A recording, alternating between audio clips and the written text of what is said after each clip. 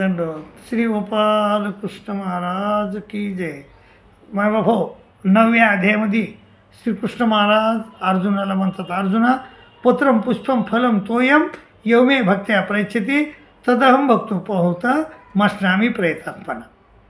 मग अर्जुना, एखाद्या भक्तानं मला पत्र म्हणजे पान जरी वाहिलं, फूल जरी वाहिलं, फळ जरी वाहिलं किंवा ते काहीच नाही तर पाणी जरी वाहिलं, अर्पण केलं तरी मी त्याचा स्वीकार करतो. म्हणून आपल्या पंथामध्ये भाऊ आपण ज्यावेळेस विडा वाचतो त्यावेळेस काय म्हणतो, पत्रम पुष्पम फलम तोयम यौमे भक्त्या प्रयच्छति तदम भक्तो प्रवत मश्नामी प्रयतात्मना. परंतु बरेच लोक अर्धाच श्लोक म्हणतात, ते बी कोणीकडे म्हणतात काय मिळेल नाही त्याचा.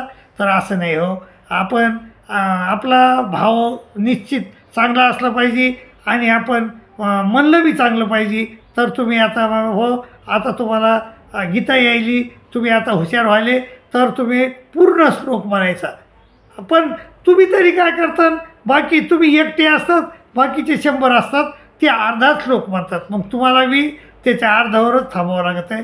बरं जाऊ दे, जोशे सर्व कर्मानी हिद्वान युक्त समाचरण.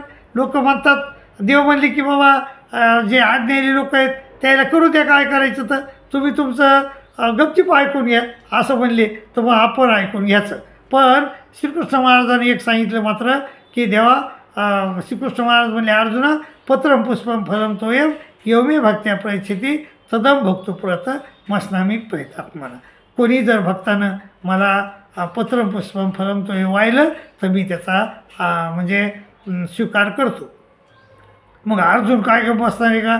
अर्जुन म्हणला देवा मग माझा काय फायदा आहे, मी तुम्हाला पत्र पुष्प फल तोय वाहतो पण माझा काय फायदा. तर श्रीकृष्ण महाराज म्हणले अर्जुना शुभाशुभ फलैरेवम मोक्षसे कर्मबंधने संन्यास योगयुक्तात्मा विमुक्तो पामपैशीशी.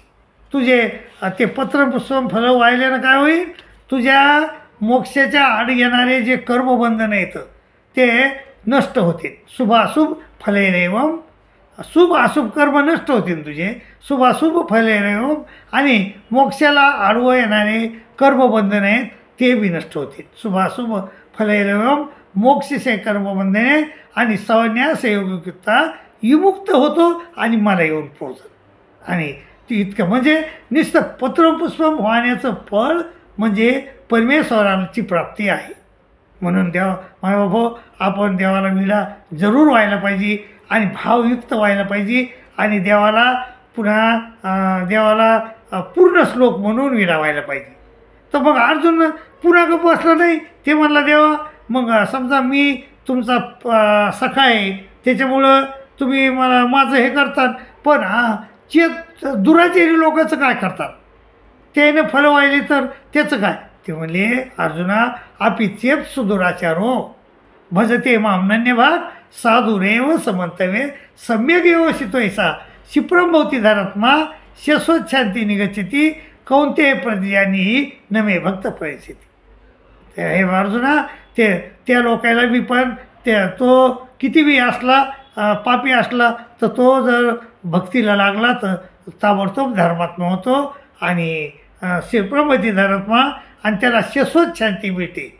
आणि शाश्वत शांती कौतेया प्रतिज्ञानीही नमे भक्त प्रयच्छति. माझ्या भक्ताची कधीच प्रणस्थिती होत नाही अर्जुना, असं श्रीकृष्ण महाराज म्हणले. बरं ते म्हणले मग स्त्रियाचं काय? ते म्हणले श्रीकृष्ण महाराज म्हणले अर्जुना स्त्रिया वैश्यास्तथा शूद्रा स्तेपी अंती परमगती. स्त्रियाला वैश्याला शूद्राला सारखी गती आहे अर्जुना. त्याच्यामुळं तू काय कर, तू पत्रम पुष्पम फलम तोयम वाय. मग ते म्हणला ठीक आहे. मग ते म्हणले मग ब्राह्मणाचं काय? ते म्हणले अरे किं पुनर्ब्राह्मणा पुण्य भक्त्या राजर्षयस्तथा अनित्यम सुखम लोक मी मम प्राप्य भजसो. अर्जुना हे ब्राह्मणाचं काय विचारतोस, ते तर सगळ्यात श्रेष्ठ येतं, त्याचं तर काय विचारू नको.